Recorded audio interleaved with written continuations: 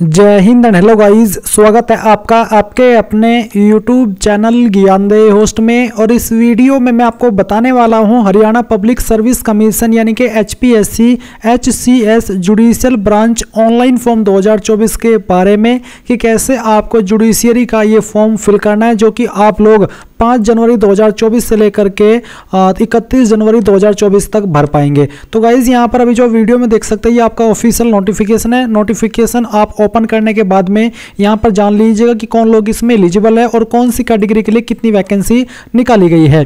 तो आपने पहले वैकेंसी देख लेनी है और एग्जाम सेंटर आपका हरियाणा के अंदर ही रहेगा, चाहे आप कहीं से भी फॉर्म को भरते हैं। फिर यहाँ पर जो आपका एग्जाम पैटर्न है वो भी आपको यहाँ पर दिया गया है।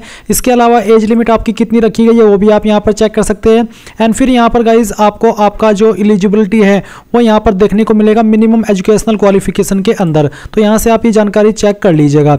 और एप्लीकेशन फीस क्या रहेगी, कौन सी कैटेगरी के लिए, वो भी आपको यहाँ पर मेंशन की गई है। एंड ये जानकारी देखने के बाद में अगर गाइज आपका इंटरेस्ट है और आप इस फॉर्म को फिल करना चाहते हैं तो आप कैसे फिल करेंगे जान लीजिए। आपको वीडियो के डिस्क्रिप्शन में अप्लाई लिंक दिया है। अप्लाई लिंक ओपन करने के बाद आपके सामने वेबसाइट आएगी। अब यहाँ पर आ जाने के बाद में आपको साइन अप के ऊपर आकर के नेक्स्ट स्टेप इसके ऊपर क्लिक करना है। एंड देन गाइज यहाँ पर फिर से आप नेक्स्ट स्टेप इसके ऊपर क्लिक करेंगे और अब आपको यहाँ पर रजिस्टर नाउ के ऊपर क्लिक करना है। यहाँ पर आपसे पूछा कि are you a bonafide resident of Haryana, क्या आप हरियाणा के स्थायी निवासी है? अगर हाँ तो आप यस करेंगे। यस करने के बाद में यहाँ पर जो आपका डोमिसाइल सर्टिफिकेट है वो आपको अपलोड करना है। तो जहाँ पर भी सर्टिफिकेट की फाइल है सेलेक्ट कीजिए यहाँ से और उसको ओपन कर लीजिए। एंड फिर सवाल पूछे कि क्या आपके पास हरियाणा परिवार पहचान पत्र यानी कि PPP ID है? अगर आपके पास है तो आप यस करेंगे। यस करने के बाद में आपको यहाँ पर जो आपका हरियाणा परिवार पहचान पत्र का सर्टिफिकेट है वो अपलोड करना है और जो आपकी PPP ID है वो डालनी है। अगर नहीं है तो फिर आप यहाँ पर नो करेंगे। एंड इसके बाद में पूछे कि क्या आपके पास आधार कार्ड है, तो आप यहाँ पर यस करेंगे। यस करने के बाद में आपको यहाँ पर आधार कार्ड की कॉपी अपलोड करनी है जिसमें कि फ्रंट और बैक दोनों होने चाहिए।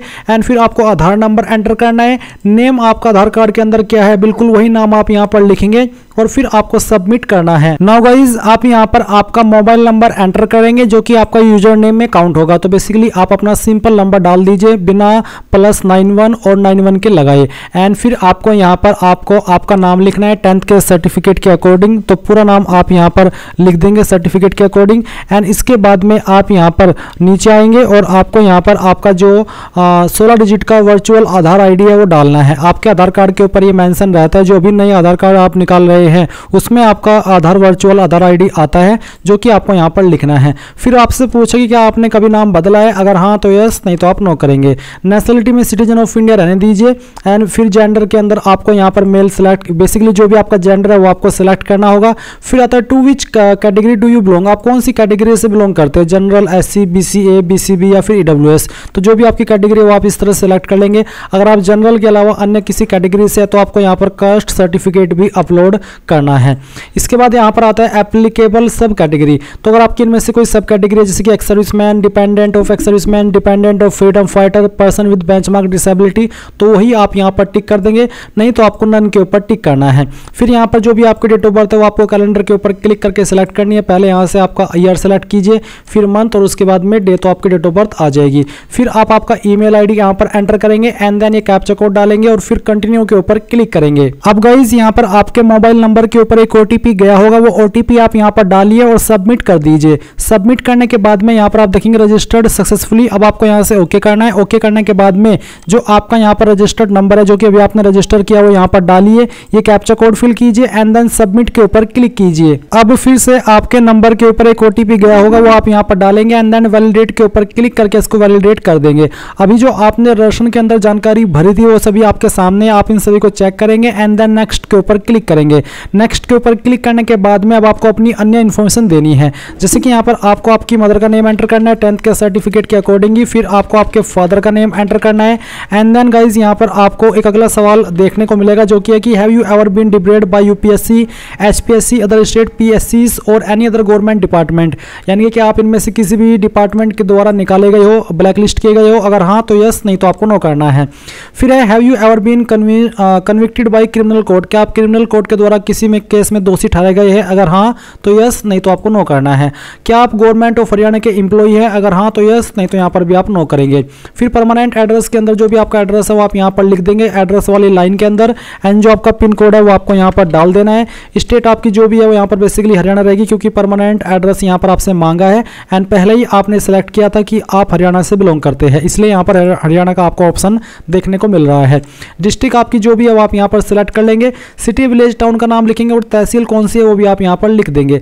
अगर आपका परमानेंट एड्रेस और कोरस्पोंडेंस एड्रेस यानी कि प्रेजेंट एड्रेस सेम है तो आप यहाँ पर टिक कर देंगे, अगर अलग है तो अनटिक करके अलग से भर दीजिएगा।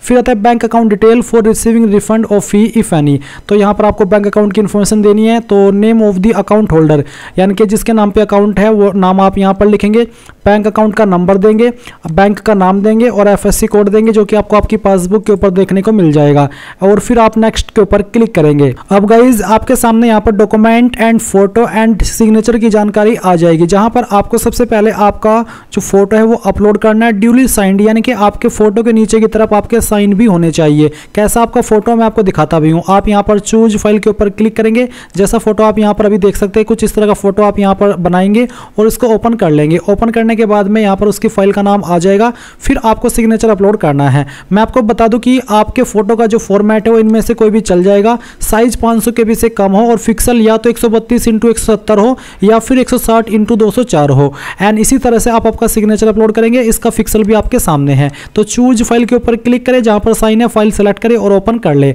अब आपको 10th की इन्फॉर्मेशन भरनी है, तो पहले आपका जो भी बोर्ड है वो आप यहाँ पर एंटर करेंगे। आपको पासिंग ईयर बताना कि किस साल के अंदर आपने 10वीं पास की है।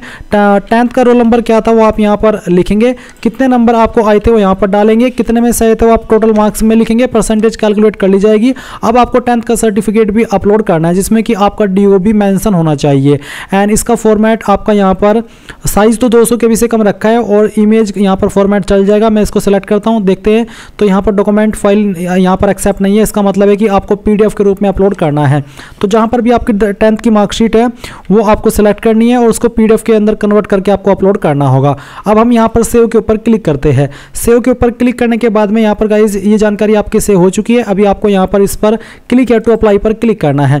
क्लिक हियर टू अप्लाई पर क्लिक करने के बाद अब आपको अपनी अन्य एजुकेशन डिटेल फिल करनी है, जैसे कि यहाँ पर बैचलर ऑफ लॉ मांगी है, तो नेम ऑफ यूनिवर्सिटी इंस्टीट्यूट के अंदर आपको बताना कि कहाँ से आपने आपकी ये जो क्वालिफिकेशन है वो कंप्लीट की है, उस इंस्टीट्यूट का नाम या फिर यूनिवर्सिटी का नाम आप यहाँ पर एंटर करेंगे।